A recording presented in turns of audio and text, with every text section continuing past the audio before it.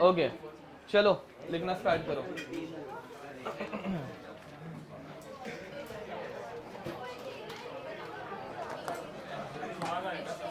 हाँ ठीक है।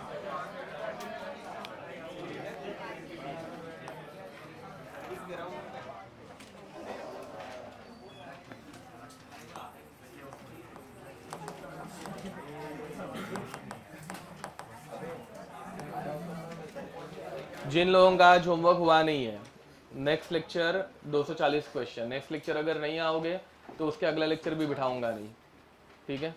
ओके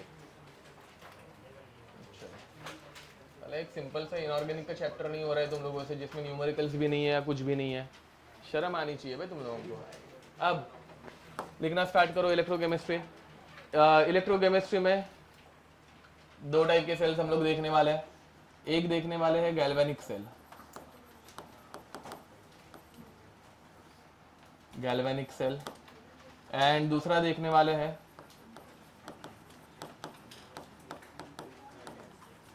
इलेक्ट्रोलाइटिक सेल, ठीक है? इलेक्ट्रोकेमिस्ट्री में मतलब भाई इलेक्ट्रिसिटी कैसे केमिकल्स के थ्रू जनरेट की जाती है, या फिर उल्टा कैसे इलेक्ट्रिकल एनर्जी से केमिकल रिएक्शन ड्राइव की जाती है, ठीक है? अब now in case of galvanic cell लिखना स्टार्ट करो। See galvanic cell is nothing but a battery, ठीक है?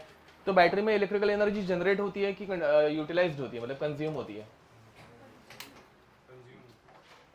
बैटरी तुम लोग जनरेट करती है और फिर बाद में तुम लोग कंज्यूम करते हो बे, समझ में आ रहा है? वो तुम लोग जब बैटरी किसी अप्लायंस में यूज करते हो तो वो कंज्यूम हो रही है एनर्जी, बट वो जनरेट कर रहा है ना, तब जाके तुम लोग कंज्यूम कर पा रहे हो।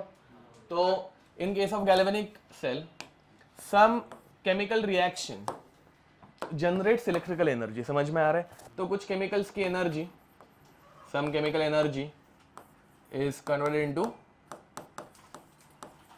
इलेक्ट्रिकल एनर्जी, समझ में आ रहा है? इलेक्ट्रोलाइटिक में उल्टा होगा, हम लोग कुछ करंट प्रोवाइड करेंगे एंड जो रिएक्शन जनरली होती नहीं है वो आगे ड्राइव करेंगे। तो इलेक्ट्रोलाइटिक सेल में electrical energy is converted to chemical energy. For example electrolytic cell का एग्जाम्पल लिख के दे रहा हूँ, ठीक है? तो अगर मेरे पास NaCl है, ठीक है, लिक्विड फॉर्म में, लिक्विड मतलब क्या है? हाँ मोल्टन फॉर्म में, ठीक है? सोल्यूशन नहीं, सोल्यूशन में हम लोग एक्वियस लिखते हैं, लिक्विड मतलब मेल्ट कर दिया, ठीक है? अब लिक्विड फॉर्म में अगर मेरे पास NaCl है तो इसमें से sodium gas and chlorine gas निकाल सकते हैं क्या? सोडियम गैस नहीं, मतलब सोडियम सॉलिड। तुम्हारे घर पे नमक है, उसको अगर मैंने हीट कर दिया तो ऐसे होता है कि मतलब होगा क्या कि उसमें से ऐसे क्लोरीन गैस बाहर निकल रही है एंड सोडियम बाकी नीचे बैठ रहा है? नहीं, बराबर, मतलब ऐसा होता नहीं है। तो दिस रिएक्शन इज स्पॉन्टेनियस और non spontaneous? Non spontaneous. Non spontaneous reaction के delta G positive, delta G क्या रहता है? पॉजिटिव, समझ में आ रहा है? अब इस नॉन स्पॉन्टेनियस रिएक्शन को हम लोग करंट प्रोवाइड करेंगे, समझ में आ रहा है? कुछ बाहर से इलेक्ट्रिकल एनर्जी प्रोवाइड करेंगे so that this will become spontaneous, मतलब ये अपने आप होना स्टार्ट हो जाएगी, समझ पा रहे हो? तो यहाँ पे will consume some electrical energy, तो इसमें ई सेल, ई सेल, ई मतलब इलेक्ट्रोमोटिव फोर्स, समझ में आ रहा है? सिंबल वोल्ट, ठीक है? हम लोग कुछ वोल्टेज प्रोवाइड कर रहे हैं, तो वोल्टेज अगर हम लोगों का कंज्यूम हो रहा है तो E cell should be positive और नेगेटिव? नेगेटिव। अरे हम लोग अपनी तरफ से वोल्टेज प्रोवाइड कर रहे हैं, हमारी तरफ से ई सेल कम होगा तो ई सेल यहाँ पे क्या होगा? नेगेटिव, समझ में आ रहा है? ये नेगेटिव मतलब देखो अभी वोल्टेज कभी नेगेटिव रहता नहीं है, अगर हम लोग वोल्टेज प्रोवाइड कर रहे हैं तो इट इज नेगेटिव। होमवर्क ये जा नाम लिख के आ, बोल घर पे कॉल करना है। अब अगर हम लोग कुछ वोल्टेज प्रोवाइड कर रहे हैं, मतलब वो एक्सपेक्टेड था मुझे, बड़े से पूछना पड़ता है ना इसलिए, तो अगर वोल्टेज प्रोवाइड कर रहे हैं तो हम लोग नेगेटिव लेंगे, और अगर हम लोगों को कुछ वोल्टेज मिल रहा है तो पॉजिटिव लेंगे, समझ में आ रहा है? बट एक्चुअल में वोल्टेज कभी नेगेटिव पॉजिटिव रहता है क्या? नहीं, ये साइन कन्वेंशन है। ओके, एंड उसी बदले एक बहुत common reaction Zn plus CuSO4 क्या रहता है? हाँ, ZnSO4 प्लस Cu बराबर। अब यहाँ पे बहुत ज़्यादा एनर्जी रिलीज होती है। जनरली केमिकल रिएक्शन में एनर्जी कौन से फॉर्म में रिलीज होती है? हीट फॉर्म में रिलीज होती है।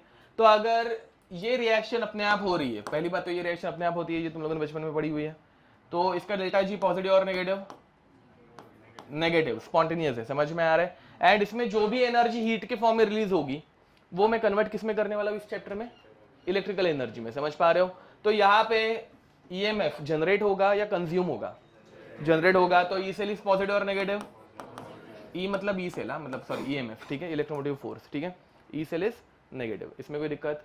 अब इसके बाद इस चैप्टर का सबसे कंफ्यूजिंग पार्ट, तो उसके लिए ट्रिक याद रखना, ध्यान दो भाई, अल्फाबेटिकल ऑर्डर में जाना है, ठीक है, हमेशा। तो लेफ्ट राइट कौन पहले आता है, अल्फाबेटिकली लेफ्ट राइट कौन पहले आता है, लेफ्ट उसके बाद राइट। अल्फाबेटिकली पहले कौन आएगा, एनोड या कैथोड, एनोड।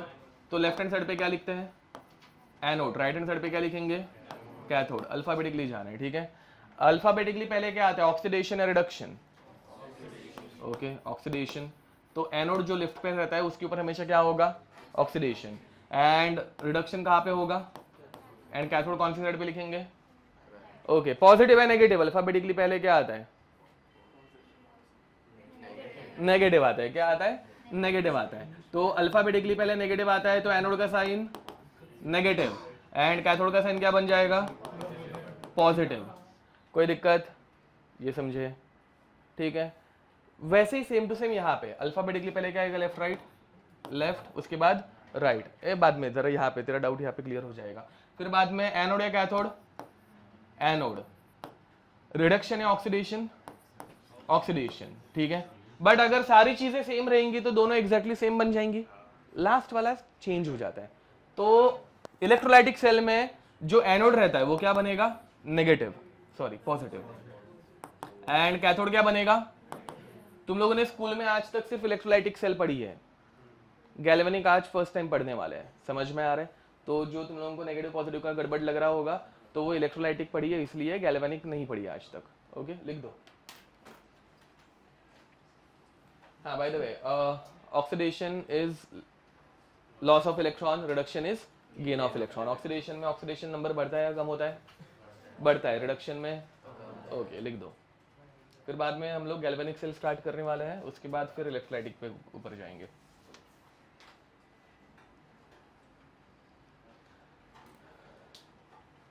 डेढ़ से 2 लेक्चर गैल्वेनिक सेल के लिए लगेंगे, एंड एक लेक्चर में इलेक्ट्रोलाइटिक सेल खत्म हो जाएगा, ठीक है, 3 लेक्चर में खत्म होगा। 5 लेक्चर के चैप्टर है, 2.5 आवर्स के।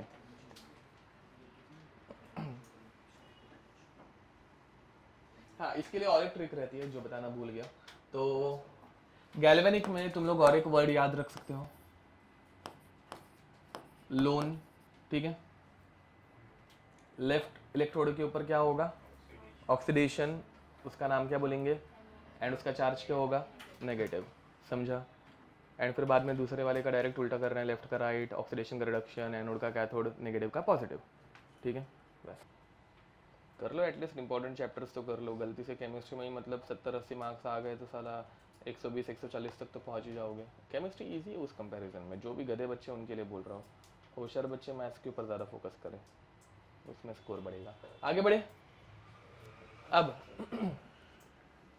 Late us start with galvanic cell. Galvanic cell start करने वाले हैं, ठीक है। तो हेडिंग लिखो, गैल्वेनिक सेल, ठीक है। Galvanic cell converts chemical energy into electrical energy. इसकी डेफिनेशन लिख के नहीं दे रहा हुआ, the cell in which chemical reaction converts into, sorry, chemical energy is converted into electrical energy is called as galvanic cell, ठीक है, ओके। अब यहाँ पे रिएक्शन स्पॉन्टेनियस होती है कि non spontaneous, spontaneous reaction use करते हैं, ठीक है। एंड स्पॉन्टेनियस रिएक्शन में डेल्टा जी जो रहता है वो नेगेटिव रहता है, उस नेगेटिव डेल्टा जी को हम लोग कन्वर्ट करते हैं ई सेल में, जो कि पॉजिटिव फॉर्म में मिलता है, ठीक है, लिख दो। अब गैल्वेनिक सेल में सबसे पहले हम लोग जो पढ़ने वाले हैं, उसके बाद किसी का नाम नहीं है, बट सबसे पहली जो सेल बनी थी वो एक डैनियल करके साइंटिस्ट ने बनाई थी, तो डैनियल सेल, ठीक है। अब डैनियल ने एक सिंपल रिएक्शन को ऑब्जर्व किया, Zn solid plus Cu SO4 aqueous giving us ZnSO4 aqueous plus Cu solid. ठीक है, अगले 15 मिनट सब जन ध्यान देंगे, मतलब लिखते लिखते कोई डाउट नहीं पूछेगा बीच में। ठीक है, पूरा होने के बाद अगर कुछ डाउट रहे तो पूछ लेना, इसमें मतलब स्टेप बाय स्टेप जब पढ़ते तो डाउट्स आते हैं। अब पहले इन्होंने ये रिएक्शन को ऑब्जर्व किया, तो रिएक्शन में क्या होता है वो देख लेते हैं। इलेक्ट्रोड मतलब मेटल कौन सा यूज हो रहा है, जिंक का। ओके, ग्रेइश सिल्वर कलर का मेटल, मतलब सॉरी ब्लूइश सिल्वर कलर का मेटल रहता है जिंक। ठीक है, इसको हम लोगों ने किसके अंदर डाल दिया है, CuSO4 में। होमवर्क किया है, होमवर्क जब बाहर जाके नाम लिख किया। अब इसमें हम लोगों ने क्या ऐड किया, बोला CuSO4 बराबर। ओके,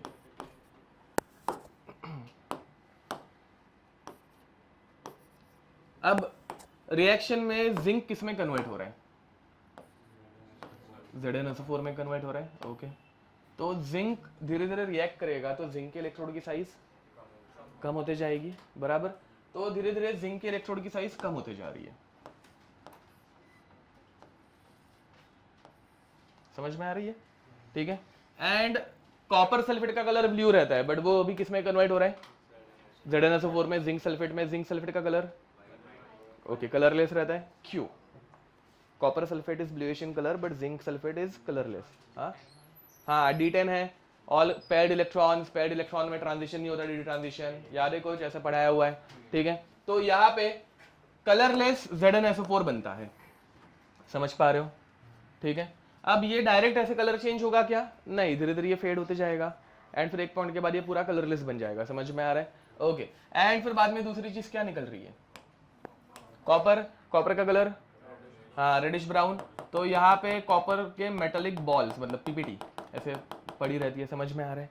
ठीक है, ओके, तो यहाँ पे ऑब्जर्वेशन में पहली बात तो ऑब्जर्वेशन में सबसे पहले क्या लिखोगे, जिंक के इलेक्ट्रोड की साइज कम हो गई, फिर बाद में कॉपर सल्फेट का सोल्यूशन का कलर फेड होते जा रहा है एंड प्रेसिपिटेट किसकी बन रही है, रेडिश ब्राउन कलर की, कॉपर की प्रेसिपिटेट बनती है। ठीक है, एंड व्हाट अबाउट हीट, ये रिएक्शन स्पॉन्टेनियसली होती है एंड इसमें हीट बहुत ज़्यादा क्या होगी, रिलीज होगी, एब्जॉर्ब होगी, रिलीज होगी, समझ में आ रहा है। तो बहुत सारी हीट एनर्जी ऐसे बाहर रिलीज होती है। ठीक है, नेगेटिव क्यों,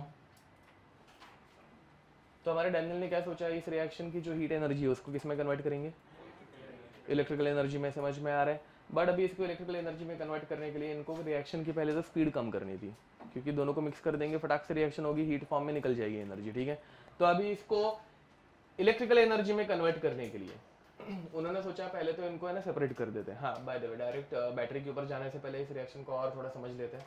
अब मुझे बताओ यहाँ पे जिंक का ऑक्सीडेशन नंबर क्या है रिएक्टेंट में, 0, कॉपर का +2, ZnSO4 में Zn का, कॉपर का ओके, जिंक 0 to +2 ऑक्सीडेशन और रिडक्शन, कॉपर +2 से 0 ऑक्सीडेशन और रिडक्शन।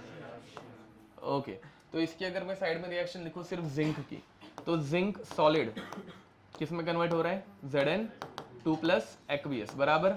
ओके, हो गया क्या, बैलेंसिंग करो इसको, हाँ +2 इलेक्ट्रॉन ऑक्सीडेशन हो रहा है, oxidation is loss of electron, समझ में आ रहा है। एंड वैसे ही कॉपर की अगर सिर्फ रिएक्शन लिखूं तो Cu2+ aqueous +2 electron giving Cu solid, समझ में आ रहा है। फिर बाद में ओवरऑल रिएक्शन सबको लिखने आती है, 2 इलेक्ट्रॉन कैंसिल आउट कर देने के, वो पढ़ाने की जरूरत नहीं है।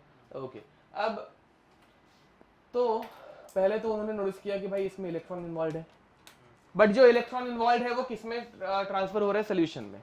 सोल्यूशन में जब कभी इलेक्ट्रॉन जैसे मतलब तैर रहे तो किसके फॉर्म में एनर्जी रिलीज करेंगे, हीट फॉर्म में। बट अभी मुझे करंट जनरेट करना है, तो करंट जनरेट करने के लिए इलेक्ट्रॉन किस में से ट्रांसफर होनी चाहिए, किस चीज में से इलेक्ट्रॉन फ्लो करता है तो करंट जनरेट होता है, हाँ कंडक्टिंग मटेरियल वायर में से बराबर। तो उन्होंने सोचा कि भाई अगर यही इलेक्ट्रॉन वायर में से पास करूंगा तो इलेक्ट्रिसिटी जनरेट होगी, समझ पा रहे हो। ओके, तो सबसे पहले उन्होंने क्या किया, उन्होंने इस रिएक्शन को स्लो डाउन करने का सोचा। रिएक्शन को स्लो डाउन करने के लिए इन्होंने ये जिंक का इलेक्ट्रोड एंड CuSO4 का सोल्यूशन दोनों को सेपरेट कर दिया ताकि भाई रिएक्शन स्लो डाउन हो जाए। ठीक है, फिर बाद में अब इनके बीच में कुछ कनेक्शन भी नहीं है या फिर ये बहुत सेपरेट है, ठीक है। तो जिंक के इलेक्ट्रोड को ZnSO4 के सोल्यूशन में ही डिप कर दिया, क्योंकि रिएक्शन में भी ZnSO4 बन रहा है, ठीक है। तो उन्होंने पहले से जिंक के इलेक्ट्रोड को इसमें डिप कर दिया ZnSO4 में, ठीक है। एंड कॉपर CuSO4 में क्या डिप कर दिया, कॉपर का इलेक्ट्रोड। ये समझ पा रहे हो पहला पार्ट, ठीक है। तो रिएक्शन में जो भी चीजें रिएक्ट कर रही है या फिर बन रही है सारी की सारी यहाँ पे है, जिंक है, CuSO4 है, ZnSO4 है, Cu है, समझ में आ रहा है वो ऊपर रिएक्शन। बट फिर इनके बीच में कुछ कनेक्शन है क्या? जब तक ये कनेक्ट नहीं होंगे तब तक रिएक्ट नहीं कर पाएंगे। तो कनेक्शन क्या कैसे करें? अभी बोला था, हाँ क्या बीच में क्या, बीच में वायर लगा देंगे, ठीक है। तो यहाँ पे उन्होंने इन दोनों को कनेक्ट करने के लिए वायर यूज की, क्योंकि इलेक्ट्रिसिटी फ्लो करानी है ना बे, समझ में आ रहा है। अब इस वायर में से अगर इलेक्ट्रॉन फ्लो होंगे तो करंट जनरेट होगा। करंट जनरेट हो रहा है कि नहीं वो देखने के लिए हम लोग क्या लगा सकते हैं यहाँ पे बीच में, एमीटर या फिर वोल्ट मीटर, बराबर है। ओके, अभी के लिए जरा अच्छा दिखने के लिए क्या लगा रहे हैं, ठीक है, ओके। इसमें कोई दिक्कत? अब ध्यान दो, अभी जरा रिएक्शन के ऊपर फोकस करते हैं। तो ये जैसे ही दोनों कनेक्ट हो गए अभी रिएक्ट कर सकते हैं, ठीक है। अब रिएक्शन देखो कैसे हो रही है। पहली बात, जो एनोड है लेफ्ट हैंड साइड वाला क्या रहता है, एनोड, ठीक है। एनोड के ऊपर क्या होता है, पॉजिटिव चार्ज, ओके, वो बाद में नहीं, नेगेटिव चार्ज रहता है बाय द वे। हाँ, ऑक्सीडेशन रिडक्शन, ऑक्सीडेशन, बराबर। अब एनोड किसका बना हुआ है, एंड जिंक जब ऑक्सीडेशन के अंडर को जाता है तो क्या बनता है, हाँ, तो यहां से जिंक धीरे धीरे किसमें कन्वर्ट होने स्टार्ट हो गया, एंड जब जिंक Zn2+ में कन्वर्ट होगा तो वो कितने इलेक्ट्रॉन लूज करता है, एंड ये 2 इलेक्ट्रॉन अपने किसके ऊपर बच गए, इलेक्ट्रोड के ऊपर। अब इलेक्ट्रोड के ऊपर जब नेगेटिव चार्ज, मतलब इलेक्ट्रॉन्स आ गए, इलेक्ट्रॉन का चार्ज क्या होता है, नेगेटिव, तो एनोड क्या बन गया, नेगेटिव, समझे। अब ये 2 इलेक्ट्रॉन किसमें से फ्लो करना स्टार्ट करेंगे, तो वायर में से इलेक्ट्रॉन फ्लो हो रहा है। जब वायर में से इलेक्ट्रॉन फ्लो होता है तो क्या जनरेट होता है, इलेक्ट्रिसिटी जनरेट होती है। जैसे ये बल्ब में घुस जाएंगे तो बल्ब क्या होगा, ओके, ग्लो करना स्टार्ट करेगा, दिख रहा है ग्लो करते हुए, तो करंट जनरेट हो गया। एंड फिर बाद में बल्ब में से वापस बाहर निकलते हैं कि नहीं निकलते इलेक्ट्रॉन, हाँ निकलते हैं, समझ में आ रहा है। तो वापस इलेक्ट्रॉन ऐसे बाहर आ गए, ये ऐसे ट्रैवल करते जा रहे हैं, समझे। एंड ये ट्रैवल करते करते कहाँ पे पहुंच गए, कैथोड पे, मतलब किसके ऊपर, कॉपर के ऊपर, समझ में आ रहा है। अब कॉपर के ऊपर इलेक्ट्रॉन आ गए एंड कॉपर के सोल्यूशन में, CuSO4 का सोल्यूशन है, 2 आयंस प्रेजेंट थे, एक था Cu2+ एंड दूसरा था SO4 2-। अब कॉपर के इलेक्ट्रोड के ऊपर 2 इलेक्ट्रॉन आ गए, तो इस 2 इलेक्ट्रॉन के ऊपर कौन जाएगा, Cu2+ जाएगा। तो ये Cu2+ ऐसे भाग के गया, उसने 2 इलेक्ट्रॉन एक्सेप्ट किए, Cu2+ + 2 इलेक्ट्रॉन गिव्स अस, तो यहाँ पे ऐसे कॉपर का एटम चिपक गया, समझ में आ रहा है।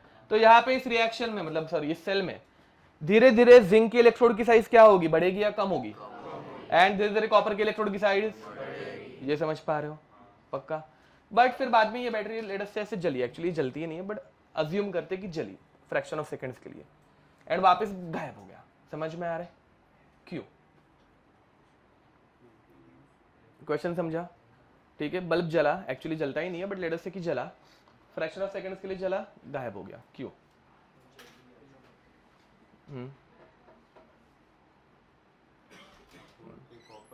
अब फिजिक्स के पॉइंट ऑफ व्यू देखो, होमवर्क किया है क्या बे, हाँ जाओ नाम लिख के। अब यहाँ पे क्वेश्चन समझ, फिजिक्स पॉइंट ऑफ व्यू, इसमें क्या गड़बड़ लग रही है कि बल्ब नहीं जल रहा है या फिर जल के बंद हो रहा है, बुझ रहा है, नहीं, हाँ हाँ क्या, सर्किट कंप्लीट नहीं है, दिख रहा है ना, यहाँ से देखो ना, इधर से सर्किट स्टार्ट हो रहा है, इधर तक जा रहा है, बट इधर से ये बीच में कुछ भी नहीं है बे जो कनेक्ट कर रहा है इसको, समझ पा रहे हो। तो बाद में इस सर्किट को कंप्लीट करने के लिए हम लोगों ने बनाया सॉल्ट ब्रिज। मैं पहले अभी सॉल्ट ब्रिज क्या है वो एक्सप्लेन कर रहा हूँ, ध्यान दो। हाँ, इसका बाय द वे और एक लिमिटेशन है, दूसरा लिमिटेशन इसका क्या है वो ध्यान दो जरा। देखो, ये इसे बोलते हैं एनोडिक हाफ सेल एंड ये एनोडिक सोल्यूशन, ठीक है। अगर मैं एनोडिक सोल्यूशन की बात करूं तो एनोडिक सोल्यूशन में क्या बन रहा है, हाँ Zn2+ बन रहा है। Zn2+ का चार्ज क्या है? पॉजिटिव। तो एनोडिक सोल्यूशन धीरे धीरे क्या बन रहा है? पॉजिटिवली चार्ज बन रहा है। एनोड कौन से चार्ज का है? नेगेटिव। एंड अगर मैं कैथोडिक सोल्यूशन की बात करूं तो कैथोडिक सोल्यूशन में से क्या निकल रहा है? Cu2+ निकल रहा है। तो क्या बच रहा है? SO4 2- बच रहा है। तो इसका चार्ज क्या हो गया? नेगेटिव। समझ में आ रहा है ये? अब धीरे धीरे यहाँ पे चार्जेस डेवलप हो रहे हैं। ध्यान दो, अगर सोल्यूशन में पहले से +2 चार्ज आ गया है तो और प्लस बाहर आ सकता है क्या? नहीं, वो रिपेल करेगा। एंड सोल्यूशन में अगर नेगेटिव चार्ज है तो वो प्लस को जाने देगा क्या? तो एक पॉइंट के बाद ये सेल रुक जाती है। समझ में आ रहा है? बिकॉज अंदर आयनिक इम्बैलेंस्ड हो रहा है। यहाँ तक फॉलो कर पा रहे हैं सब जन? पक्का? ओके। तो इसे ओवरकम करने के लिए हम लोगों ने क्या बनाया हुआ है? Salt bridge. अब सॉल्ट ब्रिज की अगर मैं बात करूं तो salt bridge is a inverted U shape tube. ठीक है, ऐसे इन्वर्टेड रहती है ये। अभी यू दिख रहा है बट इसको उल्टा करेंगे, ठीक है, बाद में। अब पहले इसको बना लेते हैं। ध्यान दो, यहाँ पे आयनिक इम्बैलेंस्ड हो रहा है तो इसको बैलेंस करने के लिए सॉल्ट ब्रिज के अंदर कोई भी सॉल्ट यूज किया रहता है जो रिएक्ट ना करे। ठीक है, तो कुछ एग्जांपल दो सॉल्ट ब्रिज के लिए सॉल्ट का, हमेशा वाला कुछ तो ऐसे। NaCl ना यूज टू हो गया हम लोग। ठीक है, तो NaCl हम लोग अवॉइड करते हैं और KCl यूज करते हैं। ठीक है, उसका रीजन है वो बताऊंगा थोड़ी देर में। ठीक है, तो इसके अंदर हम लोगों ने सॉल्ट ब्रिज के अंदर एक सोल्यूशन भर के रखा है। कौन सा सोल्यूशन भरा है? KCl का। ठीक है, तो ये पूरा ऐसे ऊपर तक किससे भरा पड़ा है? KCl से।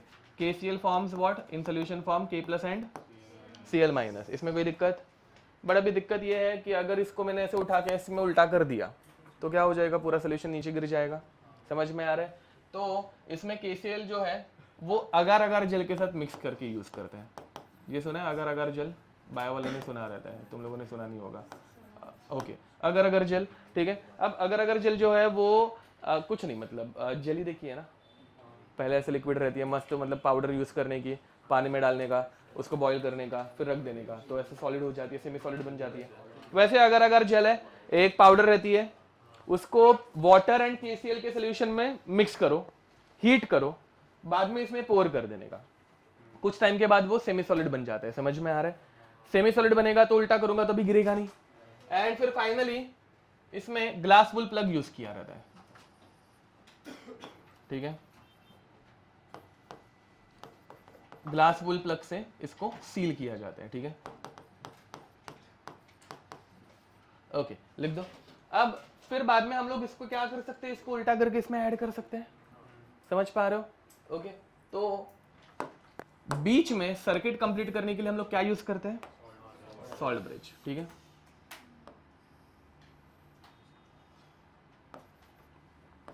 अब जैसे इसमें मैंने सॉल्ट ब्रिज ऐड कर दिया, salt bridge contains what? K+ and Cl-, बराबर। अब एनोडिक सोल्यूशन के ऊपर पॉजिटिव चार्ज डेवलप हुआ था, तो सॉल्ट ब्रिज में से कौन आएगा इसको न्यूट्रलाइज करने के लिए? Cl-, 2 Cl- आ जाते हैं एंड ये सोल्यूशन को न्यूट्रलाइज कर देते हैं।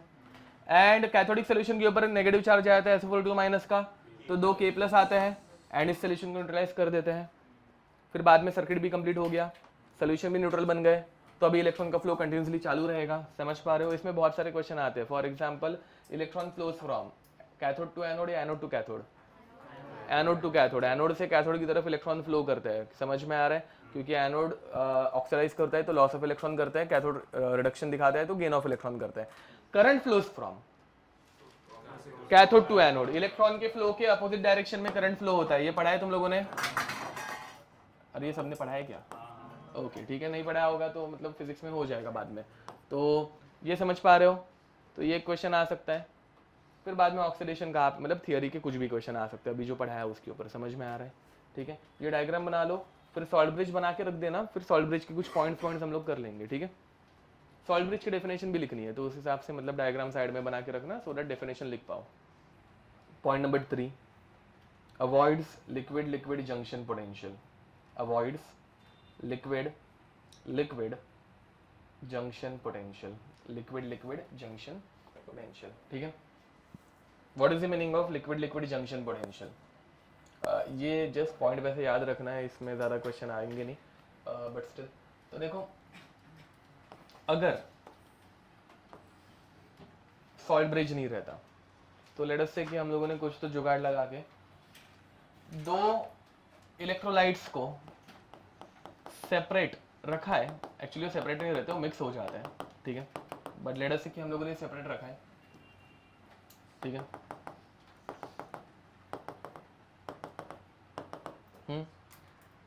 अब उल्टा बना दिया,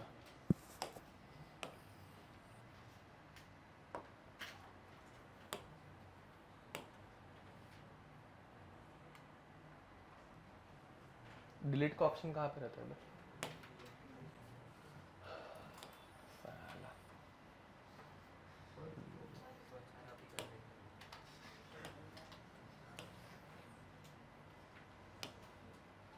तकलीफ है साला।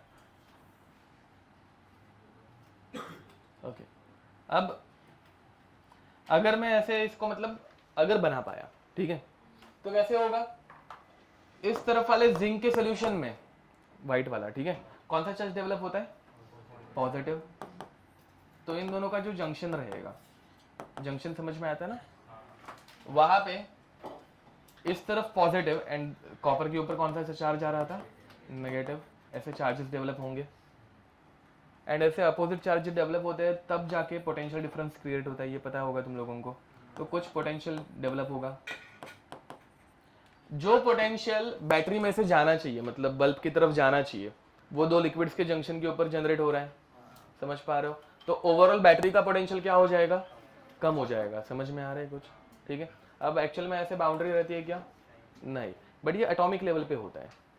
समझ में आ रहा है? अगर दोनों सोल्यूशन को मिक्स कर दिया तभी भी ये बैटरी काम कर सकती है, बट एटॉमिक लेवल पे यहाँ पे ऐसे लिक्विड लिक्विड जंक्शन पोटेंशियल की वजह से वो रिएक्ट कर लेगा। समझ पा रहे हो? ओके, लिख दो, मतलब थर्ड पॉइंट हो गया होगा। नेक्स्ट, ये बनाने की जरूरत नहीं है, इसके ऊपर क्वेश्चन नहीं आते, ठीक है। Next, limitation of, sorry limitation नहीं, conditions of salt bridge. Conditions of salt bridge, ठीक है। फर्स्ट कंडीशन इज, जिसकी वजह से हम लोग NaCl यूज करना अवॉइड करते हैं, ठीक है, is that ionic mobility of, ionic mobility, ionic mobility of cation and anion should be comparable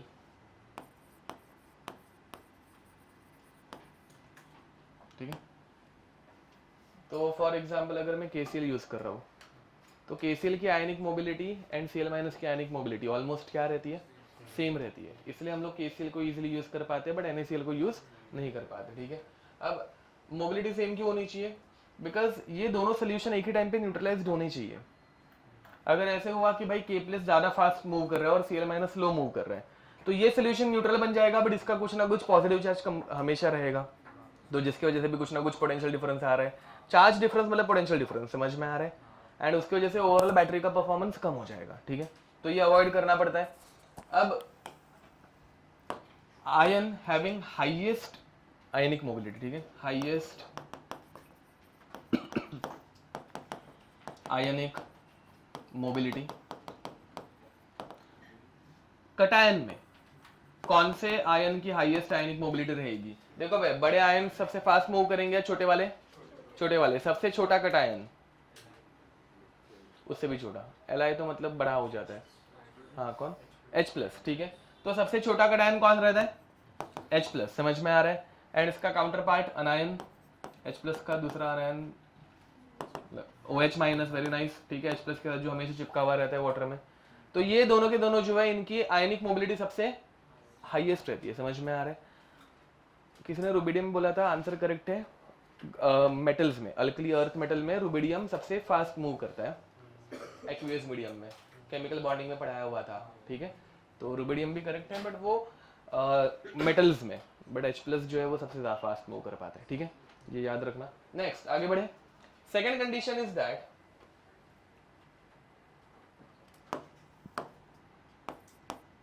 electrolyte used in salt bridge, electrolyte used should not react with used in salt bridge लिख दो, used in salt bridge should not react with anodic और cathodic solution. ठीक है, जरा ध्यान देंगे यहाँ पे रिएक्शन जो हो रही है, फॉर एग्जांपल CuSO4 में, तो CuSO4 में वो Cu2+ रिएक्ट करता है ना सोल्यूशन का, एंड अगर हमारा इलेक्ट्रोलाइट ही इसके साथ रिएक्ट कर गया तो वो काम ही नहीं करेगा। ठीक है, और एक मैं बैटरी बना के दिखा रहा हूँ, ये तुम लोगों को अगर बनानी होगी तो बना सकते हो। ठीक है, फॉर एग्जाम्पल बैटरी ऐसे भी बन सकती है,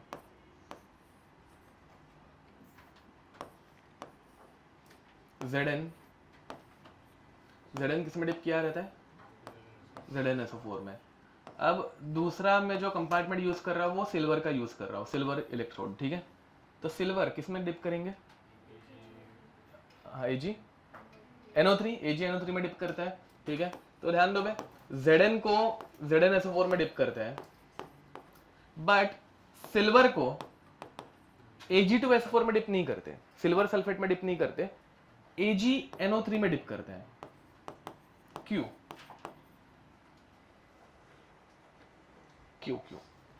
बिकॉज यहाँ पे हम लोगों को आयंस चाहिए, Ag+NO3- बनता है, बट Ag2SO4 मतलब सिल्वर सल्फेट डिसोसिएट नहीं होता। क्यों नहीं होता?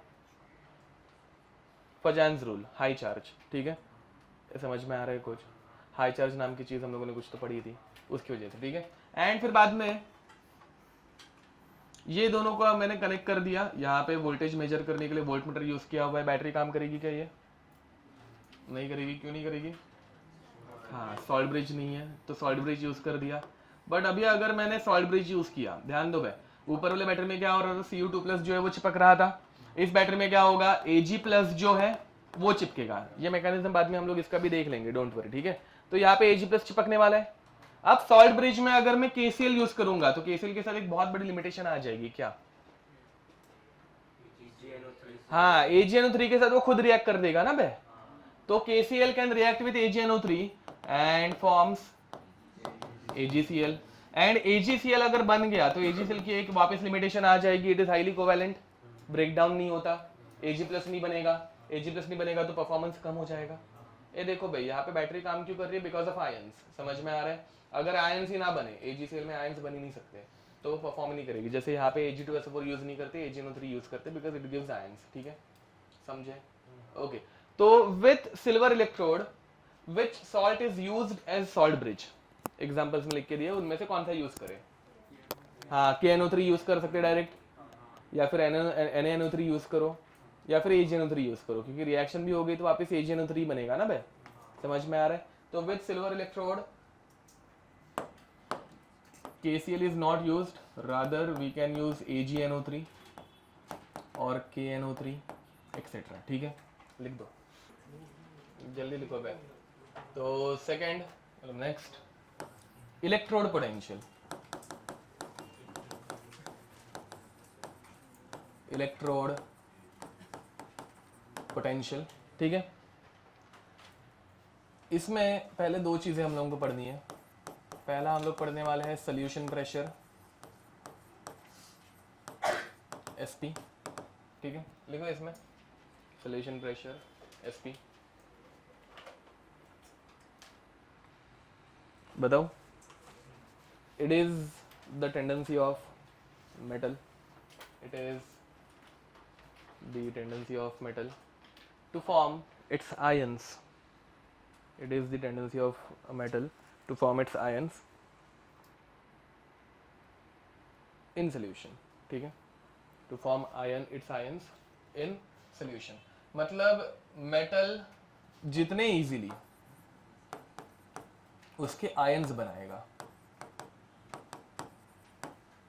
ठीक है, उतना उसका सोल्यूशन प्रेशर ज्यादा होगा। सोल्यूशन प्रेशर अगर ज्यादा होगा तो आयंस इजीली बना पाएगा। And second is osmotic pressure. Osmotic pressure OP, it is the tendency of osmotic pressure, it is the tendency of metal ions, it is the tendency of metal ions metal ions to form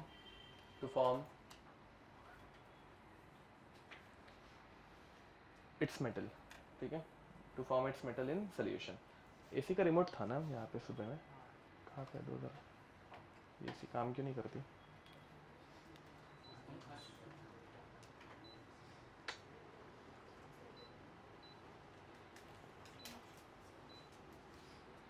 चलो अब तो metal ion मतलब कुछ m n plus कितने electron लेगा ये, तो n electron accept करेगा टू फॉर्म मेटल सॉलिड, ठीक है, एक्वियस स्टेट में इलेक्ट्रॉन एक्सेप्ट करके मेटल सॉलिड बनाएगा, ठीक है।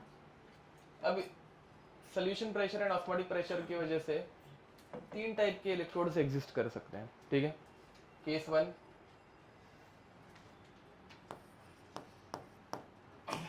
One when solution pressure is higher than osmotic pressure. बताओ भाई, सोल्यूशन प्रेशर अगर ज्यादा होगा मतलब मेटल जो है वो मेटेलिक फॉर्म में रहेगा या आयनिक फॉर्म में रहेगा? आयनिक फॉर्म में रहेगा, या फिर वो इजीली आयनिक फॉर्म में जा पाएगा, ठीक है। सोल्यूशन प्रेशर जिसका हायर रहता है वो आयन्स इजीली बनाता है, ठीक है। तो इस केस में क्या होगा,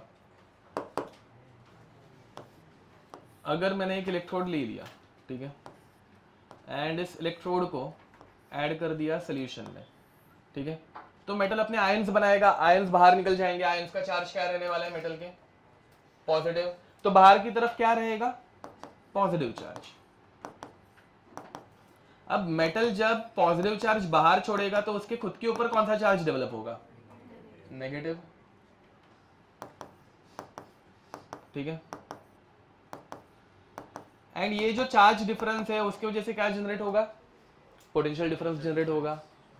तो इलेक्ट्रोड पोटेंशियल इसकी वजह से आने वाला है। अब मुझे बताओ, ऊपर वाले एग्जांपल में हमारे डैनियल सेल में सोल्यूशन प्रेशर किस मेटल का ज्यादा था, जिंक का या कॉपर का? जिंक का। जिंक Zn से Zn2+ में बाहर निकल रहा था ना आयनिक फॉर्म में, तो zinc has higher solution pressure compared to copper. तो इसकी वजह से बाहर की तरफ Zn2+ था एंड अंदर की तरफ इलेक्ट्रॉन मतलब नेगेटिव चार्ज था। समझ में आ रहा है? तो इलेक्ट्रोड पोटेंशियल का लॉजिक समझ में आ रहा है? ओके। एंड उसी बदले केस टू क्या होगी? ऑस्मोटिक प्रेशर ज्यादा होगा। ओके, तो केस 2 में osmotic pressure is higher than solution pressure. तो अब मेटल आयनिक फॉर्म में रहना नहीं चाहता, तो सारे के सारे आयन्स कहां पे जाके चिपक जाएंगे? मेटल के ऊपर जाके चिपक जाएंगे। तो पॉजिटिव चार्ज मेटल के ऊपर गया, मेटल के ऊपर पॉजिटिव चार्ज जाएगा तो सोल्यूशन के अंदर क्या बचेगा? Negative charge.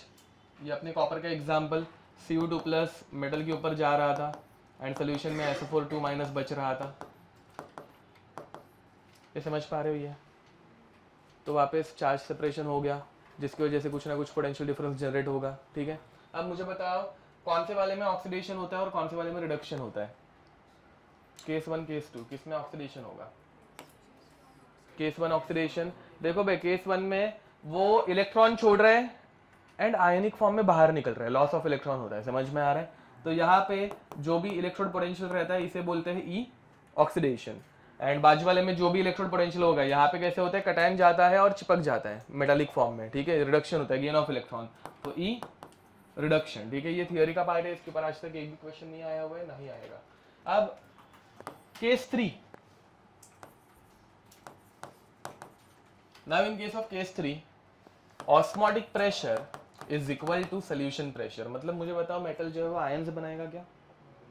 नहीं। ओके, आयनिक फॉर्म से मेटल बनाएगा क्या? कुछ नहीं बनाएगा। समझ में आ रहा है? तो पोटेंशियल नहीं होगा। ओके, ऐसी चीजों को क्या, ऐसे इलेक्ट्रोड्स को क्या बोलते हैं? पढ़ा होगा तुम लोगों ने ये वर्ड। न्यूट्रल नहीं बोलते, न्यूट्रल, इनएक्टिव, क्लोज इनफ। हाँ, इनर्ट इलेक्ट्रोड क्या बोलते हैं? Inert electrode. Give me some examples of inert electrodes. Platinum, very nice, पढ़ा था ना? ओके तो इनर्ट इलेक्ट्रोड प्लैटिनम या फिर हाँ ग्राफाइट, वेरी नाइस, समझे? तो ऐसे इलेक्ट्रोड्स जो पोटेंशियल डेवलप ही नहीं करते, they are called as inert electrodes, platinum या फिर ग्राफाइट या फिर गोल्ड। गोल्ड भी, बट गोल्ड जनरली यूज नहीं करते इलेक्ट्रोलाइसिस में बिकॉज वो बहुत इजीली टूट जाता है ना, मेलिएबल रहता है, इसलिए, ठीक है। अब एक छोटा सा वापस थियोरी का पॉइंट, हो गया, मतलब थियोरी इस चैप्टर की ऑलमोस्ट, मतलब थियोरी तो बहुत है इसमें वैसे, बट अभी इस लेक्चर की तो थियोरी का पार्ट होने आ गया। अब लिखेंगे standard electrode potential. Standard electrode potential. पहले हम लोगों ने इलेक्ट्रोड पोटेंशियल कैसे डेवलप होता है वो देखा, अब सिर्फ एक term standard electrode potential. Standard condition में जो इलेक्ट्रोड पोटेंशियल आता है उसे स्टैंडर्ड इलेक्ट्रोड पोटेंशियल बोलते हैं, and it is taken at STP. ठीक है, बताओ एसटीपी पे प्रेशर कितना होता है? 1 एटमॉस्फेयर। टेम्परेचर हाँ कितना? 273 kelvin. Okay, and number of moles 1 mole. Concentration 1 molar. इन सारे कंडीशंस पे जो भी सेल पोटेंशियल आता है या इलेक्ट्रोड पोटेंशियल आता है, that is represented by E not. समझ में आ रहा है? Standard electrode potential E not लिख दो।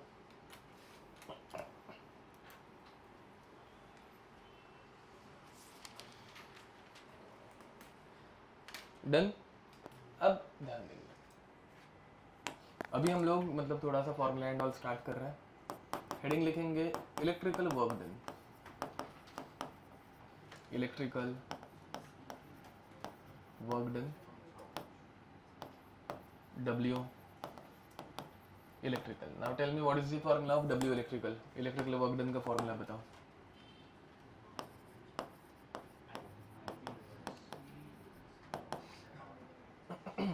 बेसिक फॉर्मूला, ऐसे मतलब मॉडिफाइड फॉर्मूलाज नहीं चाहिए मुझे, इंटीग्रेट किए हुए या फिर कुछ वैसे नहीं। हाँ, आई वी क्लोज। हाँ पूरा कुछ तो बता दे। हाँ, Q इंटू वी। ठीक है, I by T into V by, तू सिर्फ T बताएगा तो मल्टीप्लाई करना डिवाइड वो मैं सोचूंगा मतलब ना, तो Q इंटू वी। ठीक है, तो Q इंटू वी ये हम लोगों ने ये स्ट्रक्चर ऑफ एटम्स में भी किया हुआ है, एटॉमिक स्ट्रक्चर में। ठीक है, उसमें एनर्जी के फॉर्म में निकाला था, energy is equal to Q into V, and energy मतलब वही ना, मतलब जूल्स वर्क डन। ठीक है, ओके। तो अब इस चैप्टर में हम लोग V वोल्टेज, इसके लिए क्या यूज कर रहे हैं? E ना, मतलब पोटेंशियल के लिए E यूज कर रहे हैं। तो in this chapter potential difference is written like, मतलब इन टर्म्स ऑफ E। तो W इलेक्ट्रिकल का फॉर्मूला बन जाएगा Q into E।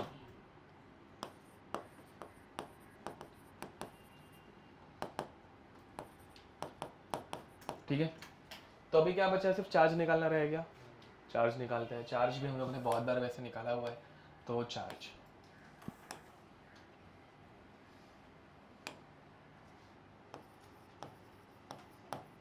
Charge on 1 electron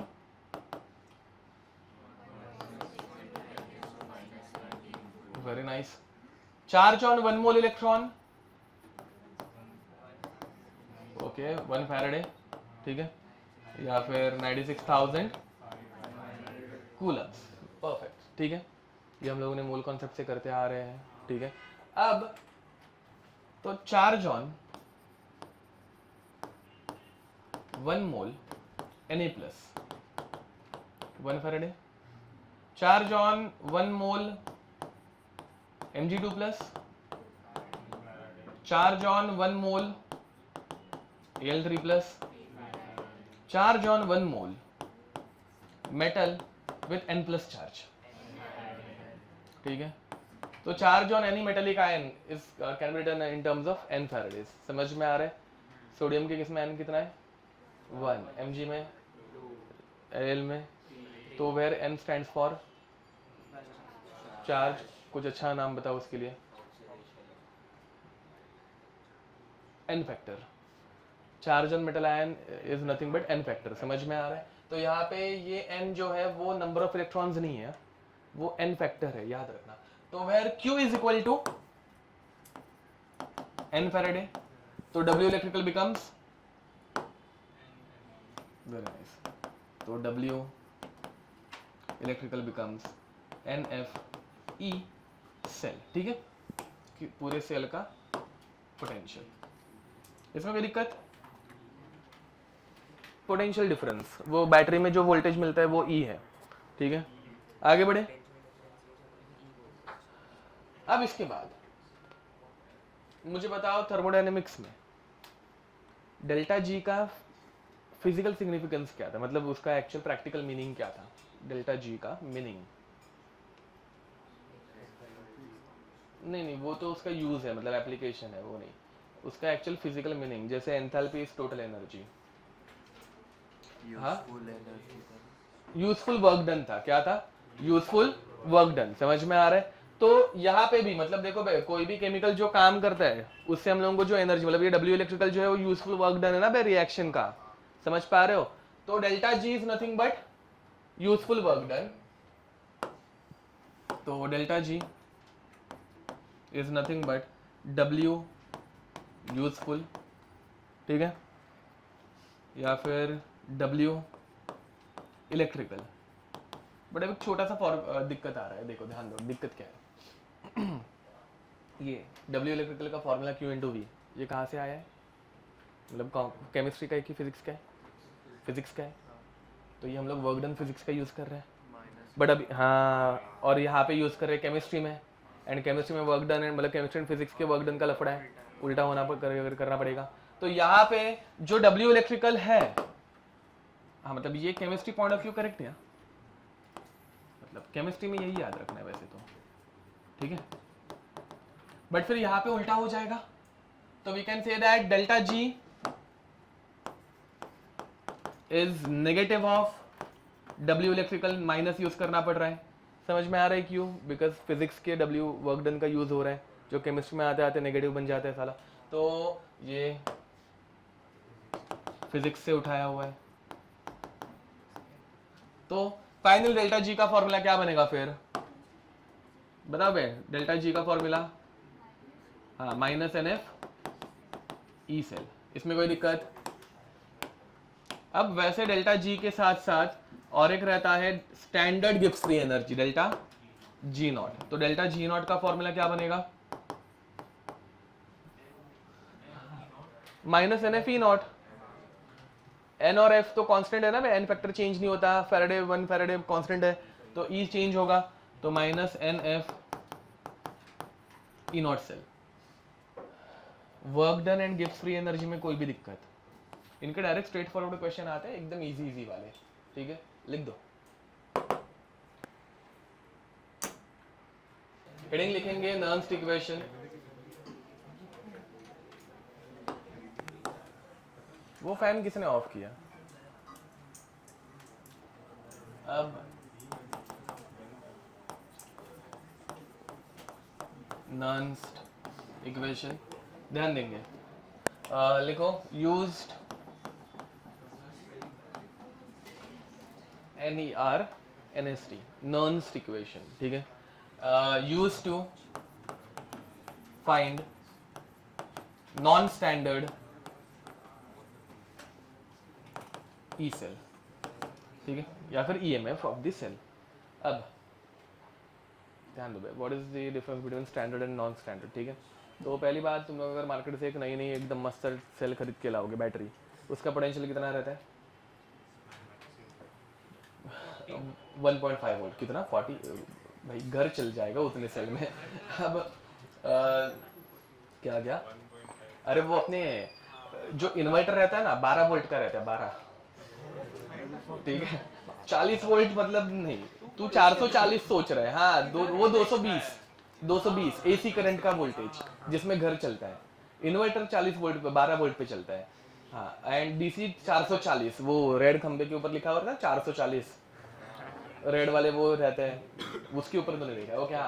तो जो रिमोट कंट्रोल में सेल डलती है, एसी के रिमोट्स में रहती है छोटी वाली, या फिर वो नॉर्मल गाड़ियों वाड़ियों में हम लोग यूज करें टॉयज में बड़ी वाली, वो 1.5 वोल्ट की रहती है, समझ में आ रहा है?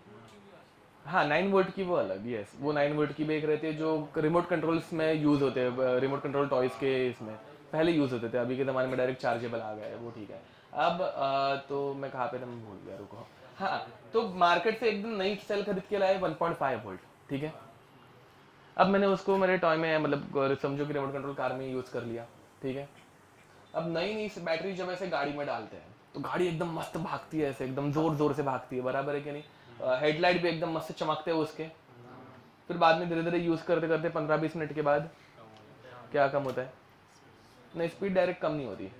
हाँ, पहले लाइट्स ऑफ होने लग जाती है, लाइट्स पहले डीम होने लगती है, फिर बाद में एकदम एक पॉइंट के बाद वैसे गायब हो जाती है। ठीक है, सबने खेला होगा बेटा इसके साथ बचपन में। ठीक है, तो एक पॉइंट के बाद है ना हेडलाइट्स बंद हो जाती है, बट गाड़ी भागती है, मोटर को कम एनर्जी लगती है, लाइट्स को ज्यादा वोल्टेज लगता है। समझ में आ रहा है? वोल्टेज का खेल है ये। तो लाइट बंद होने का रीजन वोल्टेज ड्रॉप हो गया, किसका? बैटरी का, जो कि कंज्यूम हो रहा है ना केमिकल कंज्यूम होगा तो धीरे धीरे उसके अंदर का वोल्टेज कम होते जाएगा। तो वो पहले स्टैंडर्ड स्टेट में था, मतलब ई नॉट स्टेट में था, ई नॉट से वो भी कहाँ पे जा रहे हैं? E cell.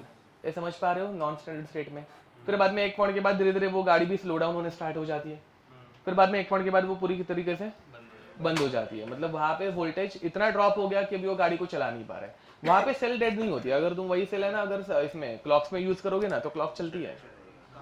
हाँ, क्योंकि मतलब एक घड़ी को वर्क करने के लिए कम वोल्टेज लगता है, तो वो बंद नहीं हुई रहती सेल, वो घड़ी को पावर करने जितने उसके अंदर वोल्टेज रहता है वैसा रहता है। ठीक है, ओके। तो अभी यहाँ पे आते हैं वापस। So now we want to correlate standard E naught with non standard E cell. समझ में आ रहा है? तो बताओ कैसे रिलेट करें।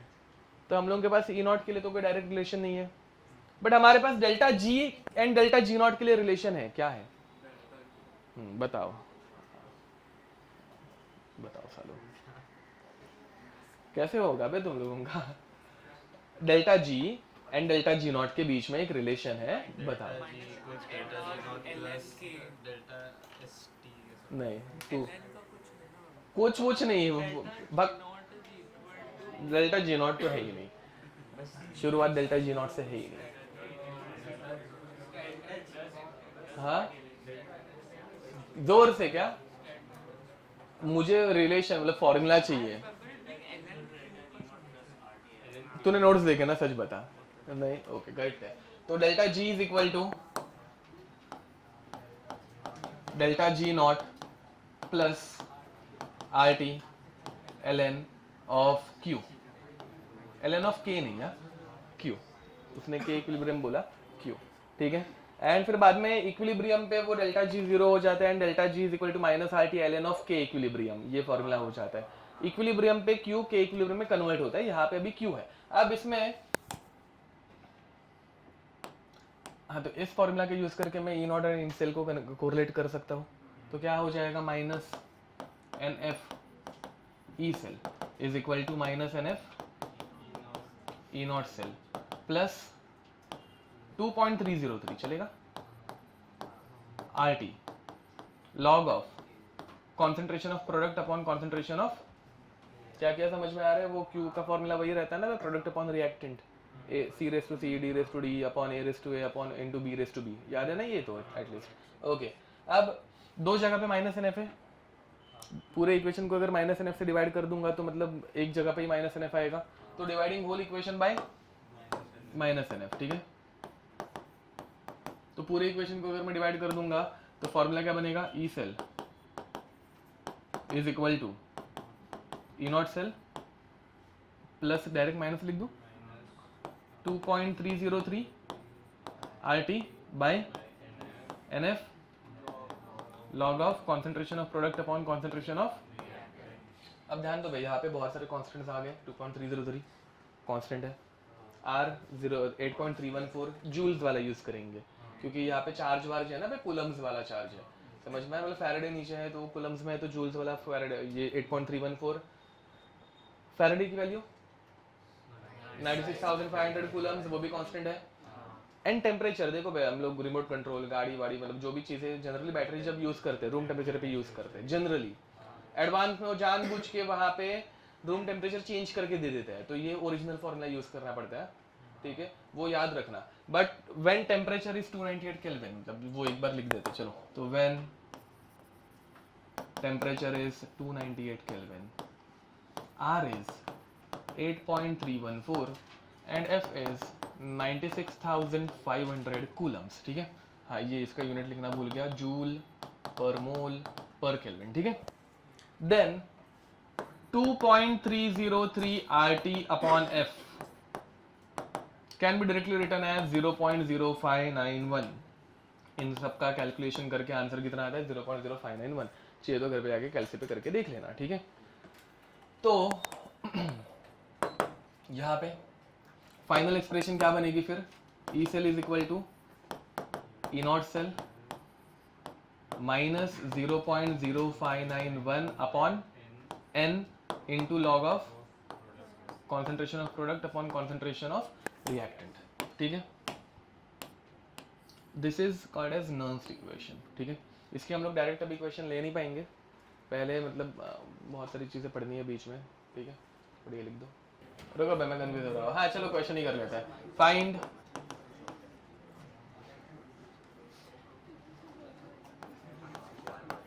Delta G for Zn solid, ZnSO4 aqueous, ये ऐसे कैसे लिख देना इसका मीनिंग बाद में बता दूंगा।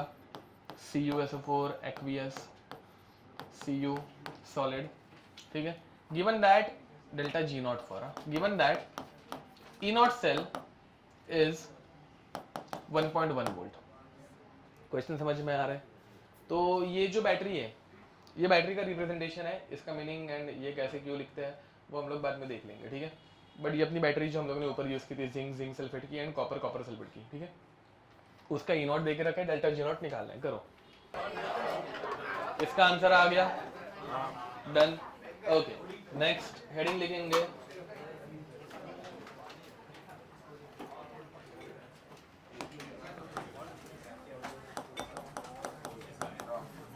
ई सेल एट इक्विलिब्रियम, लिखना स्टार्ट करो। E cell at equilibrium. अब इक्विलिब्रियम पे रिएक्शन क्या हो जाती है, इक्विलिब्रियम पे रिएक्शन क्या होती है, हाँ रुक जाती है, काइंड ऑफ मतलब चालू रहती है, आगे पीछे होती रहती है, तो मतलब प्रैक्टिकली तो रुक गई है। अब रिएक्शन ही अगर आगे प्रोसीड नहीं हो पा रही है तो ई सेल कितना होगा, 0, समझ में आ रहा है। तो at equilibrium E cell becomes 0, ठीक है। अब अगर ई सेल 0 हो गया एंड क्यू क्या बनता है, के इक्विलिब्रियम, पता है ना, क्यू के इक्विलिब्रियम बन जाता है। Now using Nernst equation, Nernst equation क्या है, E cell is equal to E naught cell minus 0.0591 upon n log of q, ठीक है। now at equilibrium this will become 0 which is equal to E naught cell minus 0.0591 upon n log of k equilibrium। फिर बाद में ये इधर लेके आ जाओ, तो डायरेक्ट में लिख रहा हूं log of k equilibrium is equal to E naught cell into n upon 0.0591। ये समझ में आ रहा है, ये माइनस टर्म को यहाँ पे लाया प्लस कर दिया, n को मल्टीप्लाई किया, 0.0591 को डिवाइड कर दिया, ठीक है। नेक्स्ट अब यहाँ पे लॉग निकालना है, सिर्फ के इक्विलिब्रियम रखना है, तो क्या करेंगे, K equilibrium is equal to 10 raise to E naught cell into n upon, ठीक है।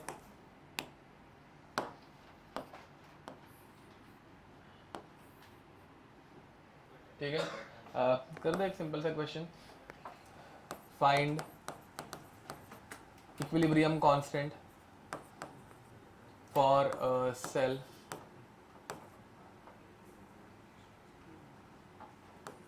with 2 electron transfer having standard electrode potential of 0.591 volt, ठीक है।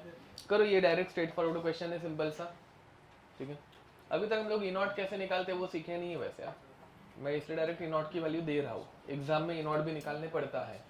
करो, यहाँ पे सिर्फ इतना याद रखना, नंबर ऑफ इलेक्ट्रॉन ट्रांसफर्ड कितने आएंगे, तो 2 आएंगे क्योंकि 2 इलेक्ट्रॉन ट्रांसफर है, एंड ई नॉट सेल कितना दिया हुआ है 0.0591, सॉरी 0.0591 ठीक है, इन दोनों को यहाँ पे इस फॉर्मूले में पुट कर दो, 1 ज़ा 10 ज़ा 10 इंटू 2 10⁻20 10⁻20 आंसर आ जाएगा सबका। नेक्स्ट देखो हेडिंग लिखेंगे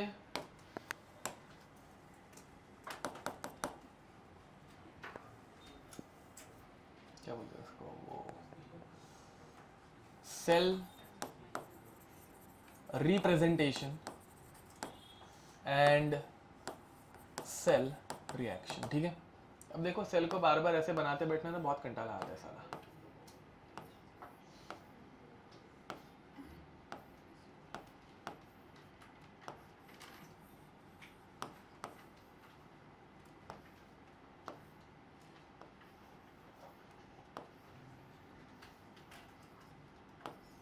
नहीं, ये ऐसे बार बार बनाते बैठने में बहुत मेहनत लगती है।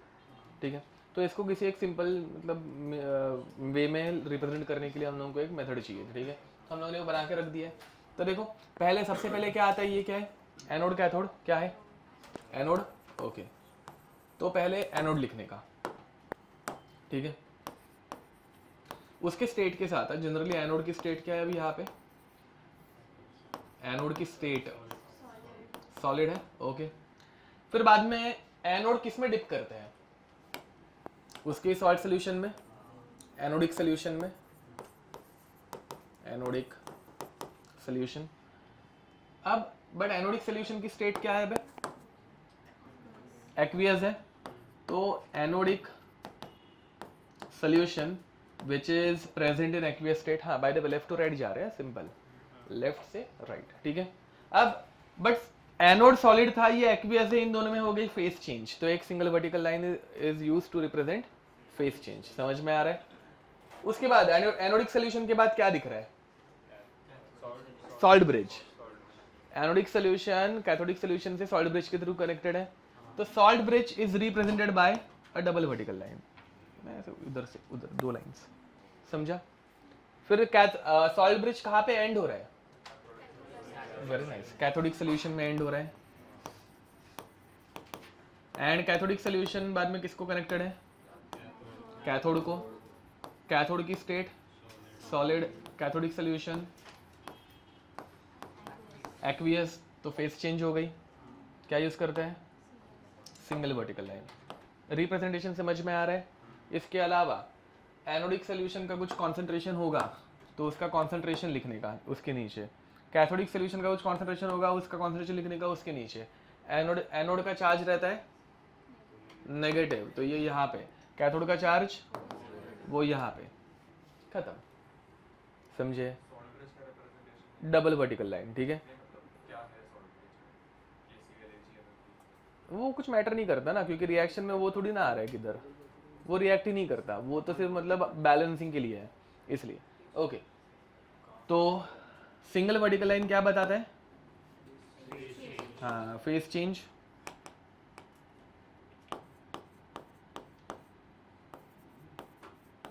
डबल वर्टिकल लाइन, ये बोर्ड्स में पूछते हैं कि how do we write cell representation, समझ में आ रहा है। तो इसके लिए तुम लोग खुद से लिख पाओगे, it is represented from left to right, anode being on left hand side, cathode being on right hand side. ठीक है, single vertical line is used to represent phase change, double vertical line is used to represent salt bridge. State of all electrodes and electrolytes is mentioned. ठीक है, concentration of all the electrolytic solutions are mentioned. ठीक है, positive and negative charges on respective electrodes are written above them. ये ऐसे 4-5 point तुम लोग खुद से लिख पाओगे, मैं डिक्टेट करके दूँ चलेगा ना। ये बोर्ड्स में वैसे भी आता है, ये इतना कुछ इंपॉर्टेंट है नहीं। ठीक है, ये मतलब लिखना। अब एग्जाम पॉइंट ऑफ व्यू, अपने एग्जाम पॉइंट ऑफ व्यू क्या इंपॉर्टेंट है वो देख लेंगे। चलो अब तो यहाँ पे डैनियल सेल में एनोड किसका है, जिंक का है। ओके, तो Zn किस में डिप किया हुआ रहता है, ZnSO4 aqueous, double vertical line, फिर बाद में CuSO4 aqueous, single vertical line, Cu solid. ये समझ पा रहे हो। Now we are moving towards cell reaction, ध्यान दो, बोलो। हाँ अभी चार्ज तो मतलब वो प्लस माइनस तो वो सिंपल है, this is minus this is plus, concentration अभी हम लोगों ने फर्स्ट सेल में अभी तक लिखा ही नहीं था, तो लिखने की ज़रूरत ही नहीं है, जब मेंशन किया रहेगा तो लिखेंगे, ठीक है। अब सेल रिएक्शन हेडिंग लिखो, cell reaction will always write cell reaction for anode first, then cathode and then overall reaction, ठीक है। चलो let's start with anode. Anodic half cell के ऊपर देखो भाई, हमेशा लेफ्ट टू राइट जाना है और कुछ नहीं, इसमें ज़्यादा दिमाग लगाने की ज़रूरत ही नहीं है, ठीक है। अब मुझे बताओ पहले क्या दिख रहा है एनोड में, ऑक्सीडेशन नंबर, फिर बाद में वो किस में कन्वर्ट हो रहा है, ऑक्सीडेशन नंबर बराबर। तो एनोडिक हाफ सेल में क्या हो रहा है, zinc is getting converted to Zn2 plus, very nice. फिर बाद में कैथोडिक हाफ सेल में सबसे पहले क्या दिख रहा है, Cu2 प्लस एंड बाद में 0 बराबर। तो कैथोडिक हाफ सेल में क्या हो रहा है, Cu2 plus 2 electron giving us, okay, कोई दिक्कत। ओवरऑल रिएक्शन खुद से लिख पाओगे, कर लो। Next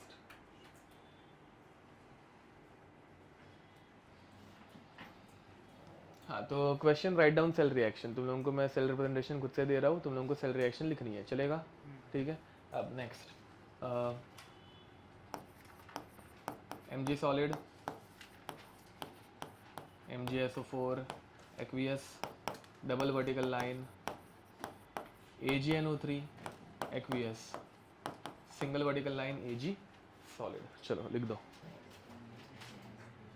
cell reaction of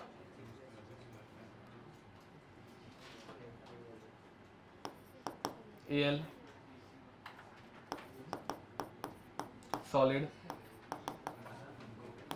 Al2 SO4 thrice double vertical line, FeSO4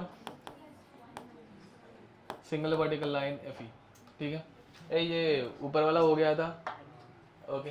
अब देखो यही आंसर आ रहा है क्या सब लोगों का, जिन लोगों का हो गया है वो नीचे वाला एग्जांपल सॉल्व करना स्टार्ट करो। अब पहले एनोड की रिएक्शन लिखेंगे। एनोड में Mg 0 से +2 में जा रहा है एंड Ag +1 से 0 में जा रहा है, ठीक है। तो Mg solid giving us Mg2 plus aqueous +2 electron and Ag plus aqueous +1 electron giving us Ag solid. यही आ रही है रिएक्शन सब लोगों की। अब यहाँ पे ये बैलेंस है क्या, बैलेंसिंग मैंने पढ़ाई हुई है। What will do, multiplying second equation by 2, ठीक है। तो 2 टाइम्स 2 टाइम्स 2 टाइम्स, तब जाके ये दो इलेक्ट्रॉन कैंसिल आउट हो जाएंगे एंड फिर ओवरऑल रिएक्शन क्या आएगी, Mg solid plus 2Ag plus aqueous giving us 2Ag solid plus Mg2 plus aqueous, ठीक है। कोई दिक्कत इसमें? चलो थर्ड वाला एग्जांपल सॉल्व करो। दूसरा क्या दूं, हाँ, HCl H2 गैस Pt, ठीक है। दोनों जगह पे जो प्लैटिनम है वो कुछ काम का इनर्ट इलेक्ट्रोड है, समझ में आ रहा है। तो यहाँ पे प्लैटिनम रिएक्ट नहीं कर रहा है, तो यहाँ पे कौन किस में कन्वर्ट हो रहा है, हाँ MnO4 माइनस Mn2 प्लस में कन्वर्ट हो रहा है, समझ में आ रहा है। MnO4 माइनस Mn2 प्लस में कन्वर्ट हो रहा है और यहाँ पे HCl H2 में, ठीक है। ऑक्सीडेशन स्टेट लिखना एंड फिर बैलेंसिंग करते बैठो, ठीक है। बाय द वे याद भी है क्या, redox reaction AOHC atom oxygen hydrogen charge, याद होगा तो ठीक है, नहीं होगा तो मतलब वो तुम्हारी जिम्मेदारी। ये मैं अभी यहाँ पे सॉल्व नहीं कर, बैलेंस में करने सिखाने नहीं वाला हूँ यहाँ पे, ठीक है। वो रेडॉक्स में पूरा पढ़ा के हो गया है, तो बस एग्जाम्पल लेके खत्म करने वाला हूँ। तो MnO4 minus is getting converted to Mn2 plus and H plus is getting converted to H2, ठीक है। बाकी इलेक्ट्रॉन वो देख लेना, ठीक है। ऊपर वाले एग्जाम्पल के लिए तुम लोगों को यूज करना है AOHC, ठीक है। Atom, oxygen, hydrogen, charge. ठीक है, मैं भी डायरेक्ट आंसर लिखने वाला हूँ। अब यहाँ पे इसको जब बैलेंस करोगे तो तुम लोगों को मिलेगा 4H2O plus 8H plus, and मैंने एक मिस्टेक कर दी है, नहीं करेक्ट है, ऐसे कैसे मैं मिस्टेक करूंगा, बस प्लस 7 है प्लस 5, हाँ मिस्टेक कर दी है, दोनों साला रिडक्शन वाले रिएक्शन दे दिए मैंने, ये कैथोड की तरह यूज होता है, ये एनोड की तरह यूज नहीं होगा, गलत हो गया एग्जाम्पल। अब उल्टा कर दो, Pt H2 gas, HCl double vertical line, MnO4 minus, Mn2 plus single vertical line, Pt। ठीक है, अब यहाँ पे एनोड पे क्या हो रहा है, एनोड पे H2 is getting converted to HCl, मतलब H प्लस। ठीक है, तो H प्लस ये बैलेंस खुद से कर पाओगे, एक हाइड्रोजन जब H प्लस में जाएगा तो एक इलेक्ट्रॉन देगा, अब 2 है तो 2 H प्लस एंड 2 इलेक्ट्रॉन देंगे।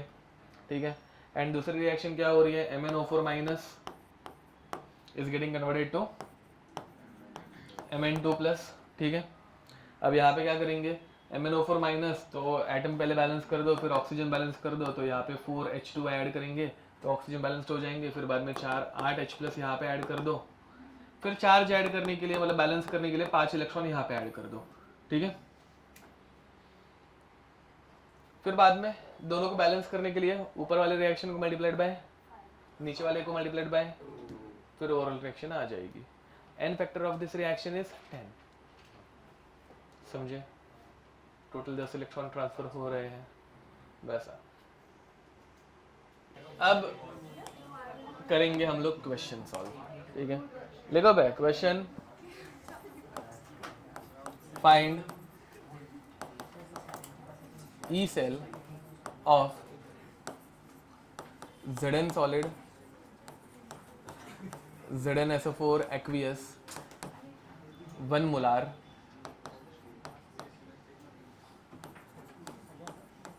CuSO4 aqueous Cu solid 0.1 molar। ठीक है, given that E0 cell is 1.1 volt. ठीक है, E0 सेल भी निकालने की एक मेथड है जो बाद में पढ़ने वाले हैं, एक साथ सब कुछ पढ़ा दूंगा तो क्वेश्चन बहुत डिफिकल्ट और बहुत लेंथी लगेगा। ठीक है, अब ध्यान दो, यहाँ पे तुम लोगों को नर्स्ट इक्वेशन यूज करनी है, बट उसके पहले सबजन सेल रिएक्शन लिखेंगे, लिखना स्टार्ट करो। नर्स्ट इक्वेशन मतलब नर्स्ट इक्वेशन के क्वेश्चन सॉल्व करने के लिए सेल रिएक्शन लिखना पड़ता है बहुत सी बार। ठीक है, तो प्रैक्टिस कर लो, ये 2-3 बार लिख के हो गया है। ठीक है, जिस किसी को अगर बाय हार्ट हो गई है cell reaction, direct cell reaction लिखो, मुझे कुछ फर्क नहीं पड़ रहा है। ठीक है, ओवरऑल सेल रिएक्शन मतलब। ठीक है, डायरेक्ट ओवरऑल लिखोगे तो भी चलेगा। इन क्वेश्चंस में ना और एक छोटी सी चीज़ वो चेंज करके दे देता है, that 2.303 RT by F is 0.059 या फिर 0.06। अब यहाँ पे ध्यान दो, सेल रिएक्शन जब लिखते हो तो ये ऐसे आ रहा है, Zn plus Cu2 plus giving us Zn2 plus plus Cu। ठीक है, अब यहाँ पे Cu का जो कॉन्सेंट्रेशन दिया है दैट इज 0.1, ध्यान दो, एंड Zn2 प्लस का जो दिया है दैट इज 1 मोलार। यहाँ पे तुम लोग मिस्टेक कर रहे हो, product is 1 molar and Cu is 0.1 molar. ठीक है, फिर बाद में E cell is equal to E0 cell, मैं अभी डायरेक्ट फॉर्मूला अप्लाई कर रहा हूँ, टाइम पास नहीं कर रहा हूँ, नहीं तो चलो एक बार लिख ही देता है, is equal to E0 cell minus 0.06 upon n into log of concentration of product upon concentration of reactant. ठीक है, तो ये बन जाएगा E cell is equal to 1.1 minus 0.06 upon n factor is 2 into log of 1 upon 0.1। 1 upon 0.1 is 10, log of 10 is 1. This is 0.03, 1.1 minus 0.03, 1.07 volt. समझा, कोई भी दिक्कत? ऐसे ही और एक क्वेश्चन करने वाले हैं, लिखो। आ गया।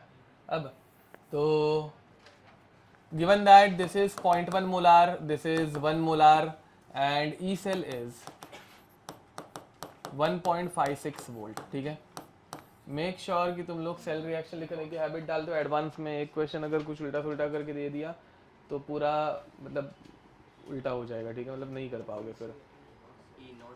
हाँ ई नॉट सेल, हाँ ई सेल नहीं ई नॉट सेल, ठीक है।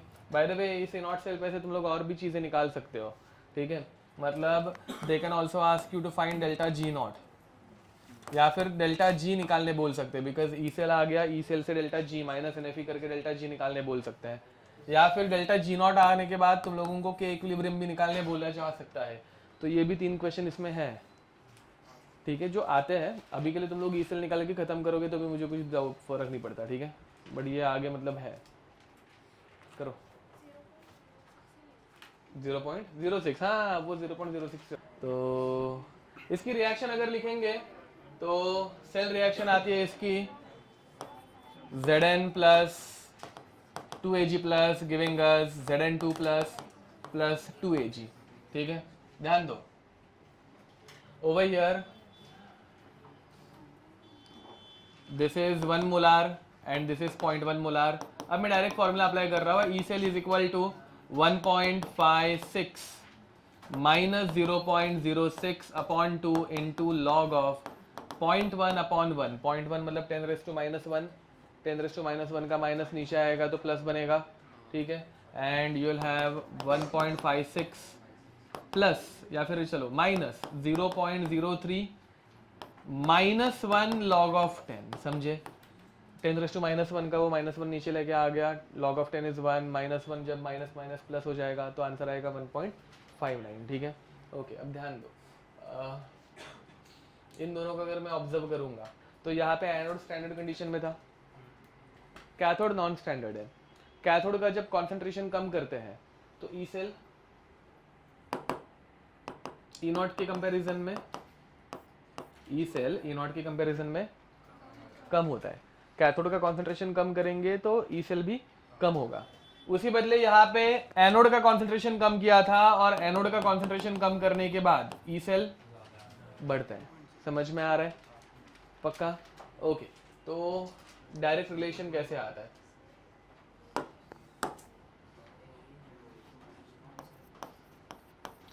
एनोडिक या फिर डायरेक्ट लिख दूं क्या? Therefore E cell is inversely proportional to concentration of anodic solution and directly proportional to concentration of cathodic solution। ये डायरेक्ट समझ में आ जाएगा ना। यहाँ पे ई सेल बढ़ गया, चाहिए तो पूरा लिख देना कि इधर इसके नीचे, मतलब इस एग्जांपल में इधर तो बाजू में लिख देना कि concentration of cathodic solution decreases, E cell decreases, ठीक है। एंड यहाँ पे concentration of anodic solution decreases, anodic solution decreases, E cell increases, ठीक है। therefore this, समझे? ठीक है। इसमें डायरेक्ट ऐसे क्वेश्चन आ सकता है कि मतलब how many of the following will have E cell more than E naught cell. 4 option दे देंगे जिसमें मतलब तुम लोग, नहीं तो तुम लोग हर एक में 4 ऑप्शन में नॉन क्वेश्चन लगाओगे तो बहुत लेंदी क्वेश्चन होगा, अभी वो टाइम तो जाएगा ना थोड़ा, तो उस टाइम पे ये ट्रिक डायरेक्ट अप्लाई करनी है, ठीक है। अब इसमें और एक क्वेश्चन ध्यान दो जो मुझे उस सेकेंड क्वेश्चन में करना था बट नहीं कर पाया था। तो question is find E cell for Fe solid, FeSO4 aqueous double vertical line, AgNO3 aqueous single vertical line, Ag solid, given that FeSO4 is present in 2 molar concentration and AgNO3 is present in 0.1 molar concentration, ठीक है। and E naught cell is 1.24 volt, ठीक है। बाकी तुम लोग देख लो, log of 2 सबको यहाँ पे आता है, log of 2 is 0.3, ठीक है। ओके वो लिख के नहीं दे रहा हूँ, log of 2 is 0.3 कर देना। मुझे इसका आंसर नहीं पता है तो देखते हैं। अब देखो पहले तो reaction is Fe plus 2Ag plus giving us Fe2 plus 2Ag। ये रिएक्शन सब जन लिख रहे हैं ना, दोनों के दोनों, एनोड कैथोड की। ओके, अब next, E cell is equal to E naught cell minus 0.006 upon n factor into log of concentration of Fe2 plus upon Ag plus का स्क्वायर। किया था क्या? हाँ, अगर ये किया है तो आंसर करेक्ट है, ये नहीं किया है तो आंसर गलत है, बिकॉज वो रिएक्शन कोशेंट है जो कि इक्विलिब्रियम में स्टोइकियोमेट्रिक कोएफिशिएंट को पावर में लिखा जाता है। ठीक है, समझा कुछ? ये मुझे मतलब ऊपर वाले क्वेश्चन में करना था, बट वो मुझे वो रिलेशन पढ़ाना था इसलिए नहीं कर पाया था। ठीक है, अब तो मतलब आधे से ज़्यादा लोगों के आंसर तो खराब हो गए, गलत हो गए। तो कितना आया? 1.17 देखते हैं अभी। 1.24 minus 0.06 upon number of electron transferred is 2 into log of Fe2 plus is 2 molar upon 10 - -2 molar, बराबर है? हाँ, तो वो 10 + 2 बनेगा। ठीक है, and then you'll have 1.24 minus 0.03 into log of 2 into 10⁻²। ठीक है, तो 0.3 + 2 2.3 को 0.03 से मल्टीप्लाई करना है सिर्फ। ठीक है, तो आंसर आएगा 1.24 माइनस 0.03 इंटू 2.3 0.69, तो 1.24 माइनस 0.69 विच इज 0.7 है, मतलब 1.17। ठीक है, सॉरी 0.06 आएगा। ए तो तेरा आंसर गलत है बे। ओके, हाँ तो 1.17 बोला ना? ओह यस, हाँ ओके, सॉरी, हाँ मैंने गलत किया, करेक्ट है। ठीक है, ठीक है, समझे? लिख दो, वो राउंड ऑफ करके है, मतलब 0.069 को 0.07 ले लिया है।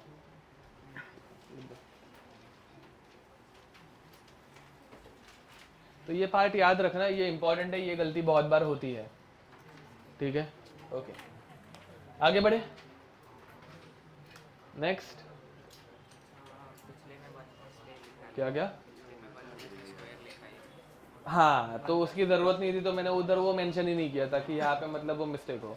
ठीक है, ऊपर वाले क्वेश्चन में यहाँ पे AgNO3 जो था वो 1 मोलार था, एंड 1 मोलार था तो 1 का स्क्वायर 1 रहता है, तो उसमें वो मतलब स्क्वायर की ज़रूरत नहीं थी, इसलिए मैंने डायरेक्ट वैल्यूज पुट कर दी थी, बताया नहीं था। ठीक है, उसमें गलती हो ही नहीं सकती थी, इसमें गलती होने के चांसेस थे। ओके, कोई दिक्कत? आगे बढ़े। नेक्स्ट और एक क्वेश्चन, ये अच्छा क्वेश्चन है, ये थोड़ा सा आयनिक इक्विलिब्रियम के साथ मिक्स किया हुआ क्वेश्चन है। ठीक है, सॉल्व करो। Zn solid, single vertical line, ZnSO4 aqueous, double vertical line, AgCl aqueous, single vertical line Ag solid. ठीक है,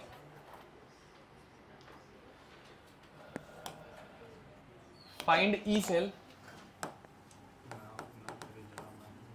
find E cell, हाँ by the way this is 1 molar, find E cell given that E naught cell is 1.56 volt। E naught cell निकालने की भी method रहती है, अभी तक हम लोग पढ़े नहीं है। ठीक है, अभी इसके बाद पढ़ाऊंगा। E naught cell is 1.56 volt and KSP of AgCl is 10⁻⁻10। समझे? तो यहाँ पे AgCl में जो Ag प्लस है उसका कॉन्सेंट्रेशन दिया नहीं है, वो KSP से निकालना है। ठीक है, जो लोग भूल गए हैं, तो KSP से Ag प्लस का अगर कॉन्सेंट्रेशन निकालना है तो मतलब तुम लोगों को निकालना है सोल्यूबिलिटी। Ag प्लस कितना सोल्यूबलाइज्ड हो गया वो उसका कॉन्सेंट्रेशन होगा, एंड KSP से मतलब AgCl के KSP और सोल्यूबिलिटी का रिलेशन आता है अंडर रूट ऑफ KSP। ठीक है, इसका फॉर्मूला था KSP = X⁻⁴ Y⁻⁴ S⁻X + Y। तो यहाँ पे अगर मतलब वो AgCl अभी मैंने सिंपल एग्जांपल दिया है, बट Ag2CrO3 भी दे सकते हैं। तो Ag2CrO3 में solubility is equal to 4s³ आता है। तो सॉल्युबिलिटी का फॉर्मूला होता है क्यूब रूट ऑफ Ksp/4। तो वो भी मतलब क्वेश्चन आ सकता है, ठीक है। अभी के लिए मैंने सिंपल क्वेश्चन दिया हुआ है, एग्जैक्ट पहले जो क्वेश्चन किया उसके जैसा ही है, सेल रिएक्शन लिखो, ठीक है। फिर बाद में नॉन्स इक्वेशन से आंसर निकाल दो। Solubility is nothing but concentration of Ag+। जिन लोगों को अभी भी बाउंसर जा रहा है एक बार बाद में रिवाइज कर लेना, बट ये फॉर्मूला यूज करना है AgCl में Ag+ का कॉन्सेंट्रेशन निकालने के लिए। Ag+ is equal to solubility which is equal to under root of Ksp। करो अब, देखो ध्यान दो। नहीं 5 कैसे बे 10 रेस्ट मतलब 0. हाँ 0. हाँ रुको कर लेता है, 0.075 डिवाइड होगा ना, 1.41 आंसर आना देखते एक बार। चलो अरे हाँ स्क्वायर भी करना है ना बे, हाँ तो बराबर है 1.41 आंसर आएगा। तो देखो पहली बात इसकी रिएक्शन अगर देखेंगे तो Zn plus 2Ag+ giving us 2Ag plus Zn2+, ठीक है। Zn2+ का concentration is already given which is 1 molar. Ag+ का कॉन्सेंट्रेशन आएगा 10⁻⁻5 मोलार, ठीक है। अंडर रूट ऑफ Ksp करना है। फिर बाद में E cell is equal to E0 cell, direct values put कर दूं। E0 cell which is 1.24 minus 0.06/2 into log of product upon reactant, क्या हुआ? हाँ ठीक है, सॉरी 1.56, मैंने गलती से वो Fe एंड Ag वाला दे दिया, अपॉन 10⁻⁻5 का स्क्वायर।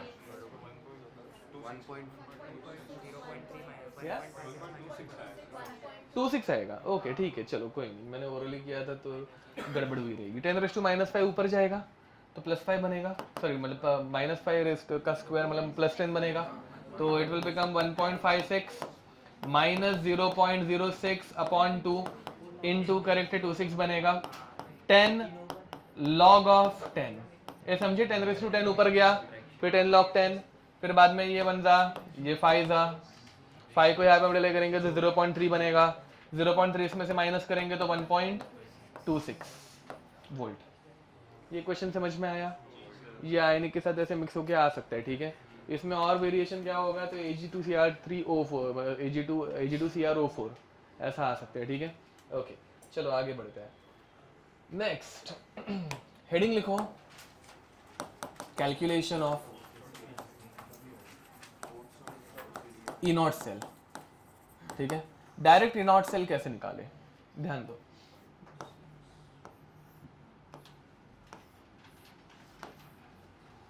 ये हमारी बैटरी, ये हम लोगों ने कनेक्ट कर दी वोल्ट मीटर को,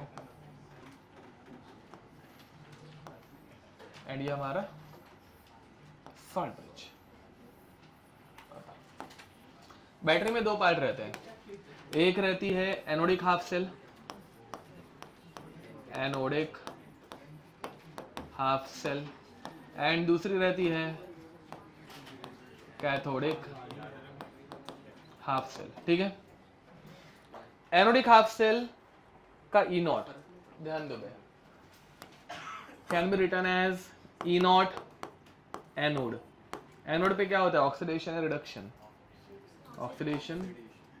and cathodic half cell can be written as E0 cathode. उसके ऊपर क्या होता है, अब इसमें एक दिक्कत आ जाती है, तुम लोगों को 2 वैल्यूज याद रखने पड़ती है बे, ठीक है। फॉर एग्जाम्पल अगर मैं बोलूँ कि Zn giving Zn2 plus 2 electron, इसका अगर E0 है, हाँ बाय द वे ऑक्सीडेशन है कि रिडक्शन है, ये रिएक्शन जो लिखा ऑक्सीडेशन रिएक्शन है, तो जिंक का ऑक्सीडेशन पोटेंशियल है 0.76 वोल्ट। अब अगर मैं ये रिएक्शन लिख दूं, ये रिडक्शन रिएक्शन हो गई, इसकी वैल्यू कितनी होगी, -0.76 वोल्ट। तो जिंक का रिडक्शन पोटेंशियल है -0.76 वोल्ट, तो ये उल्टा सुल्टा करते बैठना पड़ता है, समझ में आ रहा है।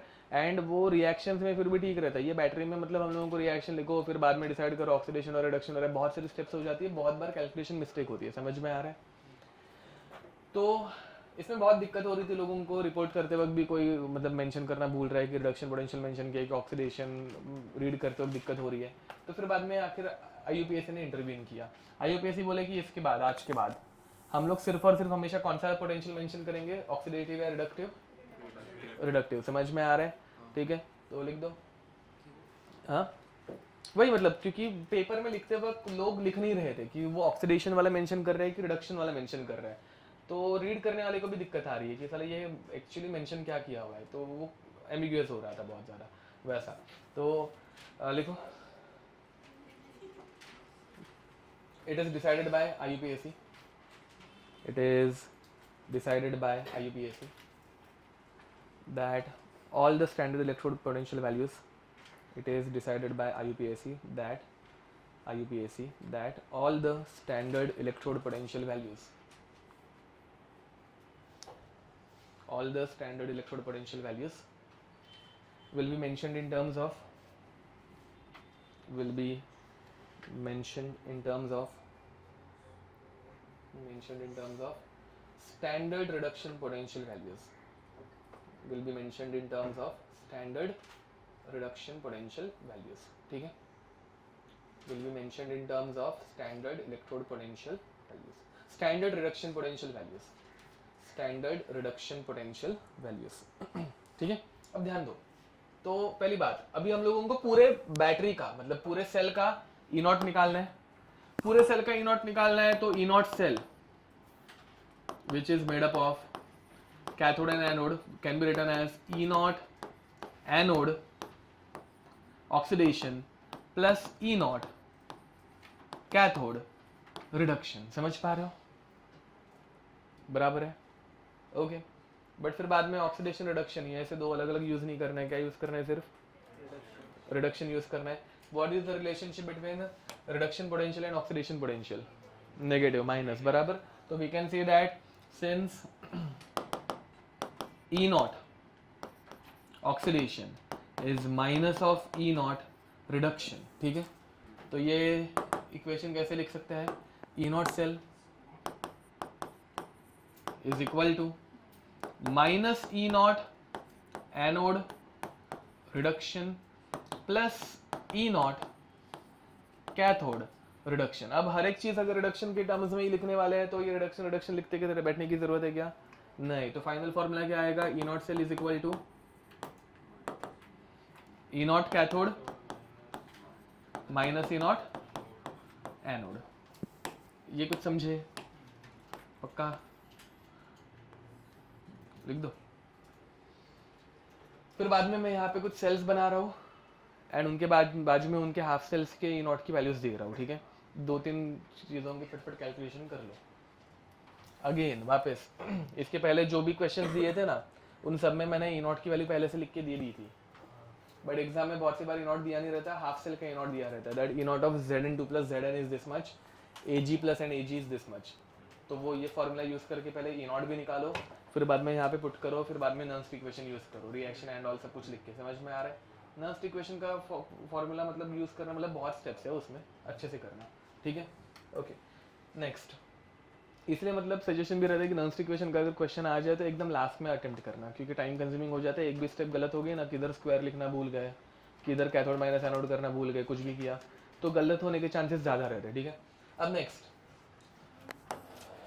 Question, find E naught cell, find E naught cell, ठीक है, for first ZnSO4 CuSO4 Cu, given that. नहीं तो पहले मैं सेल्स लिख के रखता हूँ, बाद में तुम लोग पूरा ई नॉट की वैल्यूज लिखना। FeSO4 double vertical line AgNO3 Ag, third PT H2HCl double vertical line MnO4 minus Mn2 plus PT, fourth CuSO4 double vertical line Cr2O72 minus Cr3 plus Pt, ठीक है। And given that E0 Zn2 plus Zn is minus 0.76 volt. हाँ, advance वाले लोग ध्यान दो, advance में एक बार ये चेक कर लेना कि ये हमेशा रिडक्शन पोटेंशियल है कि नहीं। वो उल्टा भी करके दे सकते हैं, ऑक्सीडेशन पोटेंशियल चेक करने के लिए कि कितना मतलब ध्यान है, ठीक है। तो +2 to 0 मतलब रिडक्शन हो रहा है, तो it is reduction potential. But वो जानबूझ के एडवांस में मतलब उल्टा Zn गिविंग Zn2 प्लस, जिसका माइनस के बदले प्लस करके दे देंगे, ठीक है।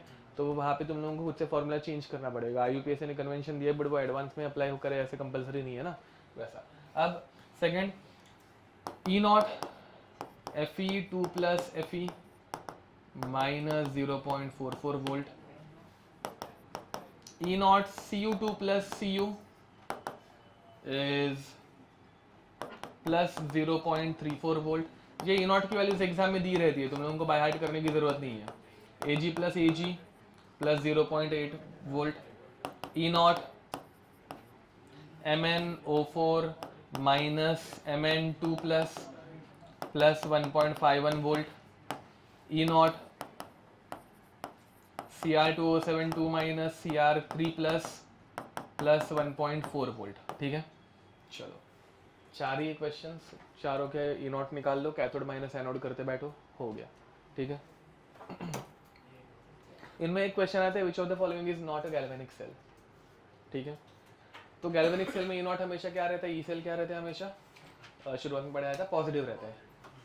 गैल्वेनिक सेल EMF जनरेट करके देती है, ठीक है। तो उसमें ई सेल हमेशा पॉजिटिव रहता है।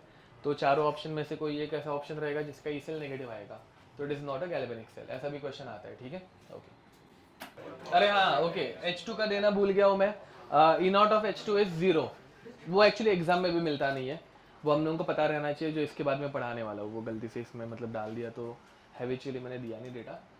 हाइड्रोजन का डेटा कभी नहीं मिलता, हाइड्रोजन का E0 हम लोगों ने 0 लिया हुआ है, ठीक है। एंड उसके रिस्पेक्ट में बाकी सारे E0 कैलकुलेट होता है, वो अभी इसके बाद पढ़ाऊंगा, मतलब ब्रेक के बाद। ओके, तो देखो पहले वाले का आंसर 1.1 आया होगा, प्लस 1. सारे के सारे प्लस है यहाँ पे, ठीक है, प्लस 1.1 वोल्ट। दूसरे वाले का प्लस 1.24, तीसरे वाले का प्लस 1.51 एंड लास्ट वाले का 1.74 बराबर है। ये सब लोग कर पा रहे हैं, कैथोड माइनस एनोड, बस खत्म, ठीक है। जो भी कैथोड है वो मतलब CuSO4 में 0.34 माइनस 0.76, इतना तो आ ही जाएगा ना, मैं सब्ट्रैक्शन करना। डन, चलेगा, ओके। तो मिलते हैं, अब आज जल्दी आऊंगा मैं। आज मतलब तुम लोग मेक श्योर करो कि 10:50 तक तो मतलब अंदर ही रहो।